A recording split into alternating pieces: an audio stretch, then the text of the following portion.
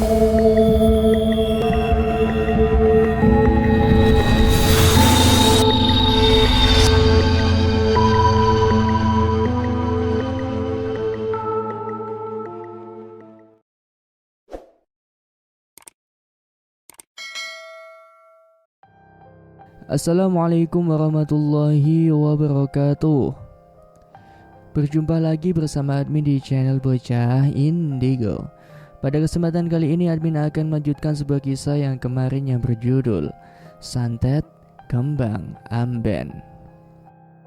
Cerita ini ditulis oleh Restu Wiraatmaja, dan bagi kalian yang ingin langsung membaca cerita ini, bisa langsung kunjungi link yang sudah admin sisipkan di kolom deskripsi video ini. Sebelum kita lanjut, alangkah lebih baiknya kita berdoa bersama-sama terlebih dahulu. Al-Fatihah. A'udzubillahi minasyaitonirrajim. Bismillahirrahmanirrahim. Alhamdulillahirabbil alamin. Arrahmanirrahim. Maliki yaumiddin. Iyyaka na'budu wa iyyaka nasta'in. Ihdinas siratal mustaqim. Siratal ladzina an'amta 'alaihim ghairil maghdubi 'alaihim waladdallin. Semoga kita senantiasa dalam lindungan Allah Subhanahu wa taala. Amin ya rabbal alamin. Langsung saja kita ke inti ceritanya. Ketika Pak Ajis dan Ibu Sutini pulang dari sawah, Pak Ajis seringkali mengeluh kepada istrinya terkait tubuhnya yang tiba-tiba sakit tak karuan. Mulai dari bagian kaki, pinggang, leher, dan terakhir merambat ke bagian syarafnya. Sudah banyak sekali obat dan jamu tradisional yang diminum oleh Pak Ajis, namun Pak Ajis tidak kunjung sembuh juga. Hingga akhirnya Pak Ajis dibawa ke rumah sakit untuk melakukan pemeriksaan lebih lanjut. Sampainya di rumah sakit, Pak Ajis diperiksa dan diambil sampel darahnya. Namun setelah dicek, anehnya dokter tidak bisa menemukan penyakit yang diderita oleh Pak Ajis. Dokter bilang kalau Pak Ajis kecapean dan mungkin perlu istirahat yang cukup, karena tidak ada hasil sama sekali. Akhirnya Pak Ajis pun dibawa pulang kembali ke rumah. Sampainya di rumah, Pak Ajis didatangi oleh Ikrar dan juga Pak Sastro. Mereka berdua mengisyaratkan kepada Pak Ajis untuk memanggil Pak Arianto yang berasal dari Cirebon. Namun Pak Ajis menolaknya. Ia sendiri tidak mau merepoti orang jauh, apalagi Pak Arianto yang berasal dari Cirebon, Jawa Barat. Karena Pak Ajis tidak kunjung sembuh, akhirnya Ikrar mulai menyadari suatu keanehan yang terjadi dalam diri Pak Ajis. "Mas, Romi belum datang?" tanya Ikrar. "Belum, Krar. Dia masih di tempat keluarganya." "Kok bisa ya? Mertuanya lagi sakit, tapi dia malah ngurusin bisnis keluarganya." "Hus, gak boleh gitu. Udah, biarin." Akhirnya Ikrar pun mencari cara agar dirinya bisa menyembuhkan Pak Ajis. Malam harinya, tepat di saat Pak Ajis sudah tertidur, tiba-tiba Nidia bermimpi aneh. Ia bermimpi melihat bapaknya sendiri sedang diikat di amben, dengan posisi bagian tangan dan juga kaki dirantai di amben tersebut. Lalu, ada 3 sosok hitam yang menyiksa Pak Ajis dengan menggunakan cambuk, hingga membuat seluruh tubuhnya terluka dan mengeluarkan darah. Karena mimpi buruk itu, akhirnya Nidia terbangun. Ia kemudian langsung teringat dengan bapaknya yang sedang sakit aneh. Mula-mula Nidia keluar dari kamarnya. Ia memberanikan diri untuk mengintip bapaknya yang berada di dalam kamar lewat lubang kunci pintu rumahnya. Setelah Nidia mengintip, ia melihat secara jelas 3 sosok itu sedang berdiri di dekat Pak Ajis. Ketiga sosok itu seperti menunggu detik-detik kematian Pak Ajis, karena penyakitnya yang semakin hari semakin tak kunjung sembuh. Alhasil Nidia pun langsung membuka pintu kamar. Namun saat dirinya hendak masuk, tiba-tiba Ibu Sutini langsung terbangun dari tidurnya. "Kenapa, Dek? Ada apa?" "Bapak, Bu. Tadi aku mimpi buruk tentang Bapak." "Emang Bapak kenapa?" Ibu Sutini pun membawa Nidia pergi ke ruang tamu. Malam itu mereka berdua berbicara tentang mimpi buruk Nidia yang sangat aneh. "Tadi Nidia mimpi, Bu, kalau Bapak lagi diikat pakai rantai. Terus ada 3 sosok hitam berdiri di dekat Bapak sambil mencambuk seluruh tubuh Bapak. Karena mimpi itu, Nidia langsung terbangun." Astagfirullahaladzim, kamu dalam keadaan sadar kan? Pertanyaan Ibu Sutini membuat Nindya terkejut. Pasalnya, Nindya di mata Ibu Sutini sedang terikat oleh sesuatu, sehingga letak kepeduliannya terhadap kedua orang tua sangatlah minim. Nindya sadar kok, Bu. Alhamdulillah, Nak. Bapak barusan masuk rumah sakit. Kamu sibuk kerja. Ibu, nenek, dan Ikrar yang mengurusi Bapak. Kamu itu seperti orang linglung. Mendengar hal itu, Nindya langsung kaget. Berarti selama ini Nindya sudah diikat oleh sesuatu sampai-sampai ia sendiri lupa terhadap keluarganya. Ya sudah, Nak, masuk kamar lagi, istirahat kembali, ucap Ibu Sutini. Akhirnya Nindya pun masuk ke kamar lagi. Bersamaan dengan itu, Ibu Sutini merasa lega. Ternyata anaknya sudah sedikit sadar dan sudah sedikit peduli dengan apa yang dilakukan olehnya terhadap kedua orang tuanya. Keesokan harinya, Ibu Sutini tidak berangkat ke sawah. Ia lebih memilih untuk menjaga Pak Ajis yang masih sakit. Awalnya Nindya juga ingin tidak berangkat kerja, namun atas saran dari ibunya, Nindya tetap berangkat kerja. Entah mengapa selama Nindya bekerja, ia tidak ingat kalau dirinya telah memiliki suami, yaitu Romi. Dan sampai saat itu juga, Romi belum ada kabar sama sekali. Sampai-sampai teman-teman di tempat kerjanya selalu menanyakan tentang suaminya yang tidak pernah mengantarkan Nindya lagi untuk berangkat kerja. Namun, tepat di siang hari, Pak Ajis mulai kambuh. Ia merasa kesakitan di bagian perutnya, seperti ada sesuatu yang mencambuk perutnya. Ibu Sutini panik. Ia pun langsung memanggil ibunya, yaitu Ibu Suminah dan juga Ikrar. Sampai akhirnya ketika mereka datang, kondisi Pak Ajis sudah kejang-kejang dan mengeluarkan busa dari mulutnya. Para keluarga pun langsung bingung saat itu. Ikrar langsung menghubungi Pak Arianto yang berasal dari Cirebon untuk segera datang ke tempat Pak Ajis. Pak Arianto yang mendengar kabar itu langsung terkejut. Ia sedikit kecewa dengan penanganan keluarga Pak Ajis karena tidak menghubunginya jauh-jauh hari. Hal ini dikarenakan jika santet menyerang tubuh Pak Ajis sudah berada di ujung tenggorokan, dengan artian Pak Ajis akan sulit diselamatkan. Alhasil hari itu juga Pak Arianto berangkat menuju Jawa Tengah tempat Pak Ajis berada. Pak Arianto berangkat bersama dengan keluarga besarnya dari Cirebon, lainnya menggunakan mobil pribadi milik salah satu saudaranya. Karena memang perjalanan itu agak jauh, jadi Pak Arianto mencoba untuk membentengi tubuh Pak Ajis dari kejauhan. Selama dalam perjalanan, Pak Arianto selalu memilin-milin tasbih miliknya sambil mengucapkan lafaz La haula wa la quwata illa billah. Pak Arianto terus-menerus mengucapkan kalimat itu hingga dirinya memejamkan kedua matanya. Pak Arianto mencoba untuk membentengi tubuh Pak Ajis dari kejauhan.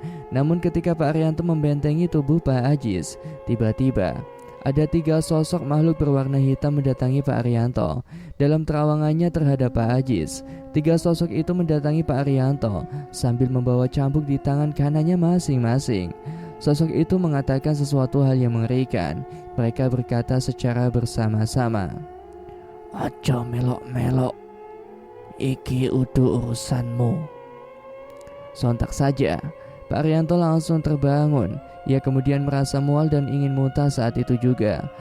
Kebetulan istri dari Pak Arianto dengan cepat memberikan kantong kresek, dan akhirnya Pak Arianto muntah saat itu juga. Banyak anggota keluarga yang merasa aneh dengan hal tersebut karena mereka semua baru kali ini melihat Pak Arianto mabuk kendaraan. Padahal selama dalam perjalanan jauh lainnya, Pak Arianto sendiri tidak pernah merasakan mabuk kendaraan. Namun saat itu Pak Arianto tidak bisa menjelaskan lebih lanjut. Ia pun kemudian menyuruh pada supir untuk mempercepat laju mobilnya karena ada sesuatu yang tidak baik yang terjadi pada Pak Ajis. Dan benar saja, saat Pak Arianto memasuki perbatasan antara Cirebon dan Jawa Tengah, Pak Ajis dikabarkan dalam kondisi yang sangat mengenaskan. Secara bersamaan, keluarga dari Pak Ajis segera mengambil langkah penting. Pihak keluarga pun bersepakat untuk membawa Pak Ajis menuju rumah sakit karena memang kondisi Pak Ajis sendiri sudah sangat kritis.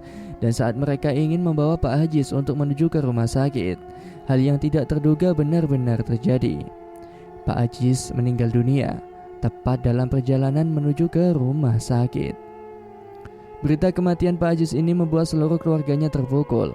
Pasalnya, Mereka merasa menyesal karena telat menangani hal ini, dan secara bersamaan Ikrar langsung mengabarkan pada Pak Arianto. Pak, halo Pak Ajis sudah meninggal. Innalillahi wa inna ilaihi raji'un. Mendengar kabar itu, Pak Arianto tidak bisa berkata apa-apa lagi. Ia baru saja berada di daerah Tegal saat itu, dan kondisi perjalanan macet karena ada perbaikan jalan. Lalu, tidak lupa pula Ikrar langsung mengabarkan hal ini pada Nindya yang masih bekerja. Nindya yang tiba-tiba ditelepon oleh Ikrar langsung diberi kabar bahwa Pak Ajis sudah meninggal. Nindya yang diberitahu kabar yang kurang mengenakan ini, ia pun langsung menangis histeris. Nindya tidak percaya bahwa mimpinya kemarin malam ternyata berpengaruh buruk pada bapaknya sendiri.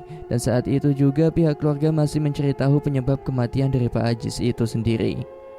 Tepat di saat Pak Arianto telah tiba di rumah Pak Ajis, jenazah Pak Ajis pun akhirnya sudah berada di dalam rumah. Pak Arianto pun akhirnya mendekati jenazah Pak Ajis saat itu. Ia kemudian menemukan sesuatu yang tepatnya berada di pinggiran punggung Pak Ajis. Pak Arianto pun langsung memanggil Ikrar dan mengatakan sesuatu pada Ikrar. Selepas jenazah ini dimakamkan, tolong bersihkan amben milik Pak Ajis, pinta Pak Arianto. Baik Pak. Keadaan rumah saat itu masih sedikit kacau. Para tetangga mulai berbisik-bisik mengenai kematian aneh yang menimpa kepada Pak Ajis. Akhirnya, jenazah Pak Ajis pun dimakamkan tepat di sebuah desa yang lokasinya dirahasiakan. Setelah pemakaman selesai, mereka semua pun kembali ke rumah masing-masing. Nindya dan juga Ibu Sultini masih menangis karena belum menerima secara penuh akan kematian yang terjadi pada bapaknya. Bersamaan dengan itu, hal yang menjadi pertanyaan oleh Pak Arianto hanyalah satu: di manakah keluarga Romi saat Pak Ajis meninggal dunia? Seluruh keluarga tidak ada yang menjawab. Ikrar hanya diam.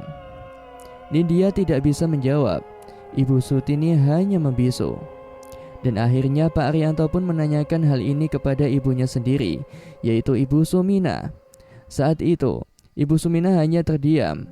Kedua tangannya bergetar hebat seperti ada rasa ketakutan besar yang akan dihadapi oleh dirinya sendiri. Bu, apa yang barusan terjadi? Ibu Sumina menatap wajah anak bungsunya dengan wajah khawatir. Kedua tangannya memegangi wajah Pak Arianto. Secara bersamaan, Pak Arianto pun memegangi tangan ibunya yang sudah bergetar hebat. Tiba-tiba, air mata Ibu Sumina menetes. Bu, Ibu kenapa? Jangan sampai ada yang mati lagi. Siapa yang akan mati, Bu? Apa salah keluarga kita, Ndung? Pak Arianto mencoba menenangkan Ibu Sumina dengan menuntunnya membaca istighfar dan memperlancar pernafasan Ibu Sumina yang sudah memberat. Ibu takut. Ibu takut apa? Ibu takut akan ada korban yang berjatuhan lagi. Insya Allah Bu, gak akan ada yang mati lagi. Kamu belum tahu Ndung, santet adalah ujian terbesar keluarga kita secara turun-temurun. Keluarga kita ditumpaskan oleh santet. Mendengar perkataan ibunya, Pak Arianto hanya bisa terdiam. Ia tahu penderitaan yang dialami oleh ibunya ternyata sudah sangat lama. Luka lamanya ternyata belum sembuh. Adik kesayangannya, yaitu Suryo, ternyata masih menjadi alasan terkuat di mana lukanya belum bisa disembuhkan. Atas kematian adiknya, Ibu Sumina menjadi takut jika suatu saat santet jenis lain akan menyerang keturunannya. Dan benar saja, kali ini santet mematikan, kembali menyerang dan bahkan membunuh menantunya sendiri, yaitu Pak Ajis. Secara perlahan, Pak Arianto menenangkan ibunya itu. Ia akhirnya memanggil Ikrar untuk mencari tahu apa yang sebenarnya sesuatu yang ada di bagian amben milik Pak Ajis. Ketika Ikrar mengecek bagian amben milik Pak Ajis, ternyata di bagian ambennya ada sesuatu. Ikrar pun langsung berteriak memanggil-manggil nama Pak Arianto. Pak, sini Pak. Pak Arianto dengan cepat langsung menuju arah Ikrar yang sudah berada di kamar Pak Ajis. Saat Pak Arianto sudah masuk kamar, Ikrar pun menunjukkan sesuatu pada Pak Arianto. Pak, ini apaan? tanya Ikrar sambil menunjukkan sebuah kain putih. Pak Arianto pun menyuruh pada Ikrar untuk kembali meletakkan benda itu. Siapa tahu energinya yang berada di dalamnya masih ada dan bisa menyerang orang yang memegangnya. Akhirnya, Pak Arianto pun menyuruh pada Ikrar untuk mundur sejenak. Setelah Ikrar mundur beberapa langkah, Pak Arianto pun secara perlahan membuka kain putih tersebut. Setelah dibuka, ternyata kain itu berisi sebuah paku dan juga lemah layat atau tanah kuburan. Secara bersamaan, Ibu Sumina yang melihat hal itu langsung terjatuh dan menangis seketika. Sontak saja, suasana menjadi sangat kacau. Ibu Sumina pun berteriak seperti orang kesetanan dan menyuruh pada Pak Arianto untuk membuang bungkusan kain itu. Ibu Sumina seperti mengingat sesuatu manakala dirinya melihat sebuah kain yang berisi paku. Mungkin Ibu Sumina masih mengingat akan adiknya, yaitu Suryo, yang pernah diserang oleh jenis santet dengan buhul yang sama, yaitu paku. Pak Arianto menyuruh kepada yang lainnya untuk menenangkan ibunya. Ia ingin mencari tahu siapa pelaku di balik penyerangan ini. Pak Arianto menutup kamar dan mencoba fokus untuk mencari tahu. Secara bersamaan, ketika dirinya sedang menerawang benda tersebut, tiba-tiba dirinya masuk ke dalam sebuah tempat yang tidak bertuan. Tempat tersebut ternyata adalah sebuah tempat yang tidak terjamah oleh manusia, dan di hadapannya sudah ada seseorang yang sedang berdiri sambil dikelilingi 3 sosok warna hitam sambil membawa cambuk. Orang itu akhirnya berkata sesuatu pada Pak Arianto. "Ojo melok-melok urusanku." "Siapa kamu? Apa yang kamu lakukan pada keluargaku?" Pertanyaan Pak Arianto pun membuat orang itu tertawa kencang. Secara bersamaan, ia menunjukkan dirinya sendiri pada Pak Arianto. "Aku Darmain." Pak Arianto pun tidak mengenal siapa Darmain sebenarnya. Lalu, orang asing itu pun menunjuk kepada sesuatu yang ada di bagian sampingnya. "Itu ibumu?" tanya seseorang yang menyebut dirinya sebagai Darmain. Pak Arianto dengan jelas melihat ibunya, yaitu Ibu Sumina yang sedang dicambuk oleh 3 sosok yang tadi berada di tepat di hadapannya. Pak Arianto marah besar, namun sebelum dia bergerak, tiba-tiba ada kobaran api yang mengelilinginya, dan ternyata di sekelilingnya sudah ada mayat-mayat lain yang kebetulan sudah menjadi korban dari santet terdahulu. Mereka semua sudah diikat di sebuah tiang, dan mereka semua antara lain Pak Suryo, Ibu Marsina, Karyo, Atmojo, dan Pak Ajis. Mereka semua adalah korban dari santet yang sudah meninggal. Kini hanya tersisa Ibu Sumina yang masih disiksa oleh ketiga sosok itu. Pak Arianto mencoba mendekati Ibu Sumina, namun dirinya tidak mampu melangkahkan lebih dalam. Dan akhirnya orang yang bernama Darmain itu memberi sebuah peringatan pada Pak Arianto bahwa dirinya tidak boleh ikut campur. Namun Pak Arianto dengan tegas akan menghentikan kutukan itu agar seluruh keluarganya bisa diselamatkan di masa yang akan datang. Secara bersamaan, mereka yang berada di sekitaran Pak Arianto kini berubah menjadi puluhan pocong yang sedang mengelilingi Pak Arianto. Pak Arianto saat itu hanya membaca 3 buah bacaan, syahadat, salawat, dan la haula wala quwata illa billah. Dengan seketika puluhan sosok pocong itu pun terbakar. Bersamaan dengan itu Darmain langsung menghilang. Kini yang berada di hadapannya sekarang adalah seorang Romi. Dan akhirnya Pak Arianto pun bisa menyimpulkan dengan jelas bahwa Romi adalah jembatan dari penyerangan santet yang menyerang keluarga Pak Ajis. Dan entah bagaimana Pak Arianto pun bisa berhasil keluar setelah menembus sebuah dimensi yang tidak ia ketahui. Percayalah, itu adalah suatu kelebihan yang memang dimiliki oleh orang-orang tertentu, hingga bisa mengetahui siapa pelaku dari penyerangan tersebut. Singkat cerita, seluruh keluarga pun dikumpulkan. Dalam perkumpulan keluarga tersebut, akhirnya hanya Ibu Sumina yang berani menyuarakan keresahannya. Ibu Sumina meyakini bahwa pelaku dari kematian Pak Ajis adalah keluarga Romi, di mana Romi sebagai perantara untuk membalaskan dendam 27 tahun yang lalu sejak kematian kakeknya, yaitu Pak Cokro. Hal ini didukung oleh Pak Arianto yang secara kebetulan mengetahui hal tersebut. Lalu Dengan tegas Pak Arianto juga meminta pada Nindya untuk menceraikan Romi agar ikatan mereka terputus. Dengan begitu, serangan-serangan berikutnya tidak akan pernah datang lagi. Ikrar merasa tidak terima akan kematian kakaknya itu. Ia pun berencana untuk mengembalikan santet tersebut tepat ke keluarga Romi. Pak Arianto melarang tindakan Ikrar karena hal itu bisa menyulutkan api peperangan antara kedua belah pihak keluarga, yaitu keluarga Nindya dan juga keluarga Romi. Dan akhirnya, seluruh keluarga pun dilarang untuk mendekati Romi karena memang Romi sendiri adalah petaka dari kelanjutan bencana ini. Semenjak saat itu, Romi tidak pernah kembali lagi ke rumah Nindya. Terakhir kalinya ia ingin bertemu Nindya dengan alasan minta rujuk. Namun Nindya menolak hal itu. Dan secara kebetulan, Darmain telah kembali hadir ke keluarga Cokro untuk membalaskan dendam tuanya yang sudah terbunuh. Akan tetapi dengan sadar akan ancaman itu, Pak Arianto segera memasang pagar gaib di sekitar rumah Pak Aziz. Sampai-sampai Ibu Sumina pun disuruh untuk pindah ke rumah Ibu Sutini karena untuk menghindari serangan santet berikutnya. Semoga kisah dari keluarga Wira ini bisa memberikan banyak pelajaran bagi kita semua. Dan yang pasti, kita mesti berhati-hati, terkhusus untuk para wanita ketika diajak untuk menikah terhadap orang yang belum jelas seluk-beluk keluarganya. Karena dengan mengetahui seluk-beluk keluarganya, kita juga bisa mengetahui karakter dari anak-anaknya. Terima kasih, salam rahayu. Wassalamualaikum warahmatullahi wabarakatuh.